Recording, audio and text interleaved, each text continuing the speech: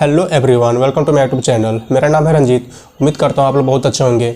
आज की ये कहानी American president John F Kennedy की है, जिनकी हत्या एक मोटरकेड के दौरान कर दी गई थी। लेकिन शक के आधार पर ली ओसवाल्ड नामक एक व्यक्ति को पकड़ा गया था, तो उसे भी पुलिस कस्टडी के बीच हत्या कर दी गई थी। तो चलिए जानते हैं पूरी कहानी। आप वीडियो का तो जरूर बने रहिएगा। तो चलिए वीडियो को शुरुआत करते हैं।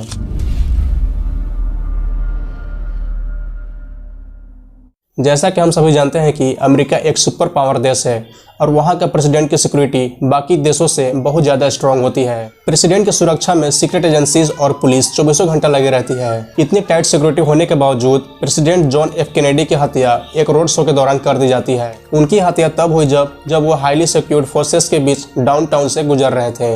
उनके साथ सीक्रेट एजेंट्स की एक ग्रुप और पुलिस भी मौजूद थी। लेकिन इन सभी चीज़ों के बावजूद 22 नवंबर 1963 को डेली प्लाजा के करीब उन पर हमला होती है और उन्हें वहीं मार दिया जाता है। इसके तुरंत बाद वहां मौजूद सीक्रेट एजेंसीज और पुलिस ने पूरा हलचल मचा दी। लेकिन इतने मेहनत करने के बाद भी ली ओसवाल्ड नामक व्यक्ति के अलावा और भी किसी को कानून के दायरे में नहीं ला सके, या फिर लाना ही नहीं चाहते थे। क्या इतनी बड़ी हमला एक अकेले व्यक्ति कर सकता था, या फिर इसके पीछे और भी किसी का हाथ है? क्या एक अकेला व्यक्ति इतने बड़े एजेंसी को चकमा देकर इतना बड़ा कांड कर सकता है? ये सभी ऐसे सवाल हैं जिसके जवाब आज तक अमेरिकन पुलिस नहीं ढूंढ पाई है। प्रेसिडेंट JF कैनेडी को एयरपोर्ट पर उतारने के बाद जिस लोकेशन में पहुंचना था उसका एक फास्ट रूट भी था, लेकिन उनके मोटरकेड को शहरों के बीच से क्यों गुजारा गया और ये रूट किसने प्लान किया था? जिस व्यक्ति ने प्रेसिडेंट पर गोली चलाया था उसको 1 महीना पहले स्कूल बुक डिपॉजिटरी में सिर्फ एक कॉल पर नौकरी मिल गई थी। आखिर कैसे? प्रेसिडेंट के रोड शो के दौरान स्कार्फ पहने एक लेडी को फोटो खींचते देखा गया था, लेकिन उसको आज तक नहीं ढूंढा जा सका। आखिर उसका इस केस से क्या कनेक्शन था? प्रेसिडेंट की हत्या हो चुकी है, यह खबर सुनकर वहाँ की जनता काफी शॉक हो चुकी थी। ऐसा माना जाता है कि इस हत्या से रिलेटेड वहाँ के टॉप एजेंसीज ने बहुत सारे बात छुपाई है और इसका बहुत सारा कारण था। पहला तो शहरों के बीच से मोटरकेड को गुजारना, दूसरा ट्रेडमार्क वेन्यू को सिलेक्ट करना जहाँ प्रेसिडेंट कैनेडी की एक पॉलिटिकल स्पीच होनी थी, लेकिन पब्लिक नहीं किया गया था। प्रेसिडेंट को शहर के बाहर शॉर्टकट रास्ते से ट्रेड वेन्यू तक पहुंचाया जा सकता था, लेकिन उस रास्तों को सिलेक्ट नहीं किया गया, बल्कि शहर के अंदर से स्कूल बुक डिपॉजिटरी जहां से शूटर ने प्रेसिडेंट पर हमला किया था उस रूट को सिलेक्ट किया गया। ट्रेडमार्क वेन्यू की सिलेक्शन टेक्सास के गवर्नर जॉन कैनेडी ने की थी, लेकिन उन पर इस वजह से शक नहीं किया जा सकता क्योंकि प्रेसिडेंट के साथ वो भी कार में मौजूद थे और उन्हें भी एक गोली लगी थी और उनकी जान बच गई थी। दूसरी बात, जॉन कैनेडी इस रूट के पहले से ही खिलाफ थे। वो चाहते थे कि शहर के बाहर वाला रूट से ही वो लोकेशन पर पहुंचा जाए। प्रेसिडेंट कैनेडी ने खुद बुक डिपॉजिटरी वाला रास्ता चूज किया था। उनका कहना था कि वो जनता के हुजूम के बीच से होकर गुजारना चाहते हैं, लेकिन कोई तो था जो इन सभी बातों को शूटर तक पहुँचा रहा था। प्रेसिडेंट पर हमला होने के करीब 2 मंथ पहले कुछ ऐसा हुआ था जिससे साफ जाहिर होता है कि यह इंफॉर्मेशन पहले ही बाहर लीक हो चुकी थी। प्रेसिडेंट की हत्या के करीब 2 मंथ पहले स्कूल बुक डिपॉजिटरी से बहुत सारे एम्प्लॉय अपना काम छोड़ दिए।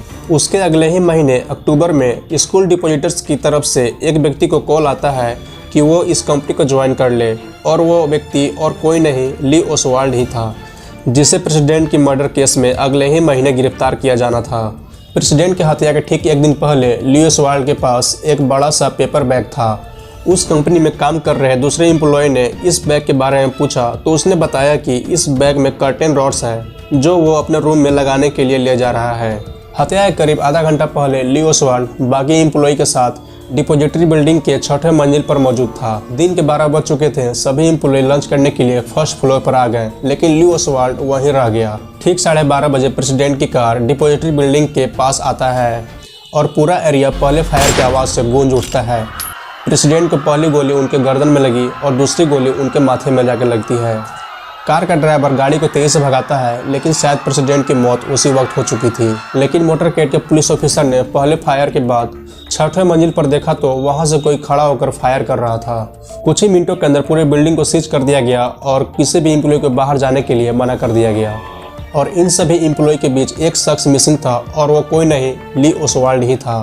पुलिस पूरे शहर में जगह जगह पर नाकाबंदी कर देती है और पूरे शहर में पेट्रोलिंग करना शुरू कर देती है। पेट्रोलिंग करने के दौरान एक पुलिस ने ली ओसवाल्ड को देख लेता है, लेकिन जैसे ही पुलिस कुछ कर पाता, लेकिन उससे पहले ही पुलिस वाले को गोली मारकर हत्या कर दिया और वहां से भाग गया। लेकिन जल्द ही पुलिस उसे गिरफ्तार कर लेती है और सीधे पुलिस हेडक्वार्टर उसे ले आती है। पुलिस हेडक्वार्टर से दूसरे जेल में शिफ्ट करने के दौरान उसे एक शख्स ने गोली मार दिया और उसकी मौत हॉस्पिटल ले जाने के दौरान हो जाती है। कई लोगों ने यह बोला कि ये वो शख्स नहीं था जिसे उन्होंने 6ठे मंजिल पर देखा था। गोली लगने के पहले ली ओसवाल्ड बोलता रहता था मीडिया में कि वो बेकसूर है। No, I've not been charged with that. In fact, nobody has said that to me yet. मान लेते हैं कि ली ओसवाल्ड प्रेसिडेंट की हत्या करने के लिए अकेले ही इतनी सारी प्लानिंग की थी, लेकिन लास्ट में इतनी सारी गलतियां आखिर कैसे कर सकता है। पहले तो बुक डिपॉजिटरी से भाग जाना, दूसरी पुलिस की हत्या कर देना। जब वो बेकसूर था तो अपनी तरफ इतने सारे शक क्यों पैदा किए। इन्वेस्टिगेशन के बाद जो भी रिपोर्ट आ रही थी उसको आने के बाद पुलिस भी बहुत ज़्यादा कंफ्यूज हो जा रही थी। कुछ लोगों का मानना है कि ली ओसवाल्ड को उन्हीं लोगों ने मारा है जिन्होंने इतनी सारे प्लानिंग की थी। कई लोगों का मानना है कि सीक्रेट एजेंसीज भी इन सब चीज़ों में शामिल थी। हमला के दौरान एक स्कार्फ पहने लेडी को देखा गया था जो कि अपने कैमरे में फ़ोटो खींच रही थी, लेकिन पूरे इन्वेस्टिगेशन के दौरान ये लेडी कभी सामने नहीं आई। इसने जो स्कार्फ पहना है उसे बबुस्का कहते हैं। इसी बात पर सभी लोग इसे बबुस्का लेडी के नाम से जानते हैं। कई लोगों का मानना है कि इस हत्याकांड में इस बबुस्का लेडी का भी हाथ था, लेकिन इसे कभी पकड़ा नहीं जा सका। तो आज की स्टोरी में सिर्फ इतना ही। आपको कैसा लगा कहानी सुनकर मुझे कमेंट बॉक्स में जरूर बताइएगा।